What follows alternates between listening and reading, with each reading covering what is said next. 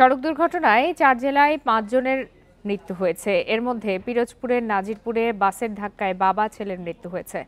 সকালে নাজিরপুর মাটিভাঙ্গা সড়কের রুহিতলা বুনিয়া নামক স্থানে এই দুর্ঘটনা ঘটে। এ সময় আহত হয়েছেন আরও একজন। এছাড়া নাটোরের বড়াই গ্রামে ট্রাক, লরি ও পিকআপ ভ্যানের সংঘর্ষে একজনের মৃত্যু হয়েছে। সকালে উপজেলার নাটোর পাবনা মহাসড়কের ধানাইদহ এলাকায় ঘটনাস্থলে তার মৃত্যু হয়। এদিকে ঝিনাইদহের কালীগঞ্জে মোটরসাইকেল নিয়ন্ত্রণ হারিয়ে এক ব্যবসায়ী নিহত হয়েছেন। আহত হয়েছেন আরও একজন। সকালে যশোর কালীগঞ্জ মহাসড়কের কালীগঞ্জ উপজেলার দুলালমুন্দিয়া নামক স্থানে এই দুর্ঘটনা ঘটে। এদিকে সকালে ফরিদপুরে ট্রেনের ধাক্কায় অজ্ঞাত এক তরুণ নিহত হয়েছেন। এ সময় ট্রেন থেকে পড়ে গিয়ে একজন গুরুতর আহত হন।